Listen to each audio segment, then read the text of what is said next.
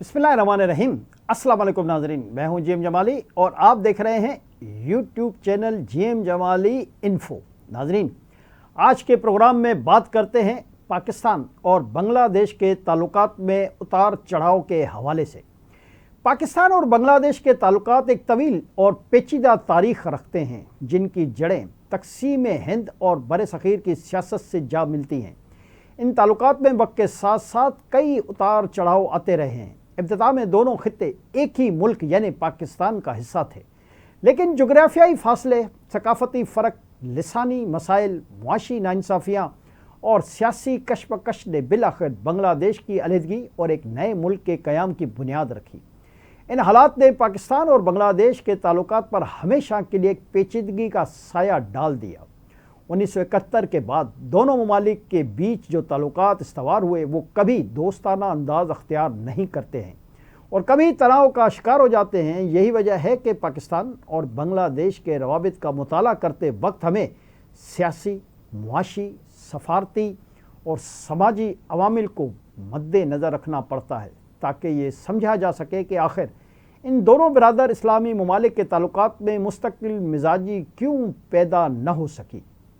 मगरबी पाकिस्तान और मशरक़ी पाकिस्तान के दरमियान इब्तदा ही से एक ख़ास कशीदगी मौजूद थी। अगरचे दोनों खित्ते मज़हब इस्लाम के रिश्ते में जकड़े हुए थे, लेकिन मशरक़ी पाकिस्तान के अवाम को लगता था कि मगरबी पाकिस्तान के हुक्मरान उनके साथ मसावी सलूक नहीं करते।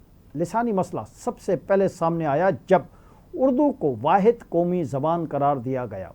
मशरक़ी पाकिस्तान के अवाम ने अपनी ज़बान बंगला के हक़ के लिए ज़बरदस्त तहरीक चलाई।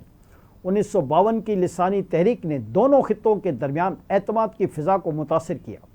उसके बाद मुआशी तफावत ने शिकायत को मज़ीद बढ़ाया। मशरक़ी पाकिस्तान आबादी के लिहाज से ज़्यादा था, लेकिन वसाइल की तकसीम और तरक्याती मनसूबे में उनका हिस्सा कम रहा। सियासी तौर पर भी मशरक़ी पाकिस्तान को वो नुमाइंदगी न मिल सकी जिसके वो हकदार थे। ये तमाम अवामिल बिल आखिर 1971 के साने पर मुंतश हुए, जिसके नतीजे में बांग्लादेश एक आज़ाद मुल्क बन गया। इस अलहदगी ने पाकिस्तान और बांग्लादेश के ताल्लुकात को न सिर्फ शुरू ही से कशीदा बना दिया, बल्कि कई दहाइयों तक इसके असरात दोनों ममालिक के दरमियान मौजूद रहे। इब्तदाई बरसों में पाकिस्तान ने बांग्लादेश को बतौर आज़ाद रियासत तस्लीम करने में ताख़ीर की। अगरचे आलमी सतह पर दबाव बढ़ता रहा, लेकिन पाकिस्तान ने 1974 में इस्लामी सरबराही कॉन्फ्रेंस के मौके पर ढाका हुकूमत को तस्लीम किया। उसके बावजूद ताल्लुकात कभी भी मुकम्मल तौर पर खुशगवार न हो सके, क्योंकि माजी के ज़ख्म बहुत गहरे थे। बांग्लादेश में ऐसे अनासर भी मौजूद थे जो पाकिस्तान के साथ ताल्लुकात बेहतर करने के हक़ में नहीं थे, लेकिन साथ ही वहाँ एक तबका ऐसा भी था जो 1971 के वाक़यात को हमेशा याद रखकर पाकिस्तान को मौरूद इल्ज़ाम ठहराता रहा। इस तकसीम ने दोनों ममालिक के दरमियान सफारती और अवामी सतह पर भी सर्द मोहरी को जन्म दिया। जी नाज़रीन, पाकिस्तान और बांग्लादेश के ताल्लुकात में कई बार मुस्बत पेशरफ्त भी देखने पर नज़र आई। इस्लामी ताउन तंजीम पर दोनों ममालिक ने एक दूसरे के साथ काम भी किया। खेलों, सकाफत और तालीम के मैदान में भी दोनों ममालिक के अवाम ने रवाबित कायम किए। पाकिस्तानी अशिया बांग्लादेशी मंडी में जाती रहीं और बांग्लादेशी मसनूआत पाकिस्तान में मकबूल रहीं। तजारत ने एक हद तक ताल्लुकात को सहारा दिया, लेकिन सियासी इख्तलाफात अक्सर इन कोशिशों को कमज़ोर कर देते थे। बांग्लादेश के अंदर ऐसे अदवार भी आए जब वहाँ की हुकूमत ने भारत के बजाय पाकिस्तान के साथ करीबी ताल्लुकात की ख्वाहिश जाहिर की, लेकिन ये ख्वाहिश ज़्यादा देर तक अमली शक्ल अख्तियार न कर सकी, क्योंकि भारत का असर रसूख बांग्लादेश की पॉलिसियों पर बहुत गहरा रहा। जी नाज़रीन, भारत का किरदार पाकिस्तान और बांग्लादेश के ताल्लुकात में हमेशा एक नुमाया अंसर रहा है। 1971 के बाद भारत ने बांग्लादेश के अंदरूनी मामलात में गहरी जड़ें कायम कर लीं और ढाका को अपनी सियासी, मुआशी और अस्करी पॉलिसियों का मोहताज बनाने की कोशिश की। इसके नतीजे में बांग्लादेश अक्सर भारत के नुक्ता नज़र से फैसले करता रहा। इस सूरत-ए-हाल ने पाकिस्तान के साथ ताल्लुकात पर बराह रास्त असर डाला। जब भी बांग्लादेश भारत के करीब गया, पाकिस्तान के साथ उसके ताल्लुकात कमज़ोर हुए, और जब कभी बांग्लादेश ने भारत से कुछ फासले पैदा करने की कोशिश की तो इस्लामाबाद और ढाका के दरमियान निस्बतन बेहतर माहौल पैदा हो गया। ماضی کے تنازعات کی بنیاد پر بعض مسائل بار بار سامنے آتے رہے ہیں۔ ایک بڑا مسئلہ 1971 کے دوران مبینہ جنگی جرائم اور قیدیوں کے حوالے سے بنگلہ دیش کے اندر کئی حکومتوں نے اس مسئلے کو سیاسی مقاصد کے لیے استعمال کیا۔ خاص طور پر عوامی لیگ نے اکثر اس معاملے کو زندہ رکھا اور پاکستان کے خلاف بیانات دیے۔ دوسری طرف پاکستان کی جانب سے کئی بار ماضی کو بھلا کر مستقبل کی طرف دیکھنے کی بات کی گئی، لیکن بنگلہ دیشی سیاست میں اس نقطے کو ہمیشہ بار بار چھیڑا جاتا رہا۔ نتیجتاً تعلقات میں گرم جوشی پیدا ہونے کے بجائے سرد مہری قائم رہی۔ جی ناظرین، تجارت اور اقتصادی تعلقات ایک ایسا شعبہ ہے جو دونوں ممالک کے تعلقات کو مستحکم کرنے میں کردار ادا کر سکتا تھا، لیکن عملی طور پر یہ تعلقات محدود ہی رہے۔ اگرچہ پاکستان نے کئی بار تجارتی تعلقات کو وسعت دینے کی کوشش کی، لیکن بنگلہ دیش کی پالیسی اکثر بھارت کے دباؤ یا اندرونی سیاست کی وجہ سے محدود رہی۔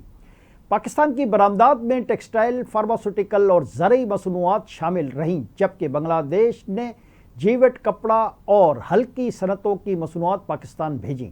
ان روابط نے کسی حد تک تعلقات کو سہارا دیا، لیکن حجم کے اعتبار سے یہ تجارت ہمیشہ کم رہی اور توقعات کے مطابق نہ بڑھ سکی۔ دوسری طرف ثقافتی تعلقات اور عوامی سطح کے روابط نے بھی دونوں ممالک کو قریب لانے میں اپنا حصہ ڈالا۔ پاکستانی ڈرامے اور فلمیں بنگلہ دیش میں دیکھے جاتے رہے اور بنگلہ دیشی موسیقی اور گلوکار پاکستان میں مقبول ہوئے۔ کھیلوں کے میدان میں بھی کرکٹ دونوں ممالک کے درمیان ایک مشترکہ جذبہ بن سکتا تھا، لیکن یہاں بھی سیاسی اختلافات نے رکاوٹیں کھڑی کیں۔ کئی مواقع پر پاکستانی ٹیم کے دورے تنازعات کا شکار ہوئے اور عوامی جذبات کو بھڑکانے کے لیے کھیل کو بھی سیاست کا حصہ بنایا گیا۔ دونوں ممالک کے تعلقات میں ایک اہم پہلو عالمی سیاست بھی ہے۔ سر جنگ کے دور میں پاکستان نے مغربی بلاک کے قریب رہنے کی پالیسی اپنائی، جبکہ بنگلہ دیش نے ابتدا میں بھارت اور سوویت یونین کے قریب رہنے کو ترجیح دی۔ اس اختلاف نے بھی دونوں کو ایک دوسرے سے دور رکھا۔ تاہم بعد میں جب عالمی سیاست میں تبدیلی آئی اور بنگلہ دیش نے مغربی دنیا کے ساتھ تعلقات بڑھائے تو پاکستان کے ساتھ بھی کچھ مواقع پیدا ہوئے، مگر یہ مواقع بھی زیادہ دیر پا ثابت نہ ہو سکے۔ جی ناظرین، بنگلہ دیشی وزیر اعظم شیخ حسینہ واجد کی حکومت کے خاتمے کے بعد سے پاکستان اور بنگلہ دیش کے تعلقات میں کچھ مثبت اشارے دیکھنے کو ملے ہیں۔ پاکستان کے نائب وزیر اعظم اور وزیر خارجہ اسحاق ڈار بنگلہ دیش کا دورہ کر چکے ہیں اور دونوں ممالک نے تجارت بڑھانے اور عوامی روابط کو فروغ دینے کی بات کی ہے۔ بنگلہ دیش نے پاکستانی سفارتکاروں کے لیے ویزا فری سروس کا اعلان کر دیا، جو دونوں ممالک کے تعلقات کے حوالے سے ایک اہم ڈیولپمنٹ ہے۔ وزرائے خارجہ کی سطح پر ملاقاتوں میں دونوں اطراف سے ماضی کے مسائل کو پیچھے چھوڑ کر آگے بڑھنے کی خواہش ظاہر کی گئی۔ تاہم بنگلہ دیش کی اندرونی سیاست اب بھی ایک بڑی رکاوٹ ہے، کیونکہ وہاں کے بعض حلقے پاکستان کے ساتھ تعلقات کو بھارت کے تناظر میں دیکھتے ہیں۔ جب تک یہ سوچ برقرار رہے گی، دونوں ممالک کے تعلقات میں حقیقی گرم جوشی پیدا ہونا کچھ مشکل رہے گی۔ جی ناظرین، مستقبل کے حوالے سے اگر دیکھا جائے تو پاکستان اور بنگلہ دیش کے تعلقات کو بہتر بنانے کے کئی امکانات موجود ہیں۔ دونوں ممالک بڑے مسلم ممالک ہیں اور عالمی سطح پر ایک دوسرے کے ساتھ تعاون کر سکتے ہیں۔ اقتصادی تعاون کے ذریعے اپنے عوام کی فلاح کے لیے اقدامات کیے جا سکتے ہیں۔ تعلیم، صحت، ٹیکنالوجی اور توانائی کے شعبوں میں اشتراک سے نہ صرف تعلقات مستحکم ہو سکتے ہیں بلکہ خطے میں بھی امن اور ترقی کی راہیں کھل سکتی ہیں۔ اس کے لیے دونوں ممالک کو ماضی کی تلخیوں کو پس پشت ڈال کر مستقبل کی طرف دیکھنے کی ضرورت ہے۔ پاکستان اور بنگلہ دیش کے تعلقات میں اتار چڑھاؤ کی بنیادی وجہ ماضی کے واقعات، بھارت کا اثر و رسوخ اور بنگلہ دیش کی داخلی سیاست ہے۔ تاہم حسینہ واجد کی حکومت کے خاتمے کے بعد سے بنگلہ دیش کے پاکستان کے حوالے سے سخت گیر رویے میں بڑی حد تک کمی آئی ہے اور ڈاکٹر یونس کی قیادت میں قائم حکومت نے بھارت کے بجائے پاکستان کی طرف جھکاؤ اختیار کیا ہے۔ اہم بات یہ ہے کہ دونوں ممالک کے درمیان کئی ایسی قدریں اور عوامل ہیں جو انہیں قریب لا سکتے ہیں۔ مذہب، ثقافت، زبان کی مماثلتیں اور عوامی سطح پر ایک دوسرے کے لیے نرم گوشہ موجود ہے۔ اگر قیادت سنجیدگی اور دور اندیشی سے اقدامات کرے تو یہ تعلقات نئے سرے سے استوار ہو سکتے ہیں۔ دونوں ممالک کو اس حقیقت کو تسلیم کرنا ہوگا کہ خطے میں امن اور ترقی ان کے باہمی تعاون کے بغیر ممکن ہی نہیں۔ جی ناظرین، ان تمام پہلوؤں کو سامنے رکھتے ہوئے کہا جا سکتا ہے کہ پاکستان اور بنگلہ دیش کے تعلقات اگرچہ ماضی کی تلخیوں سے داغدار ہیں لیکن مستقبل میں بہتری کے دروازے بند نہیں۔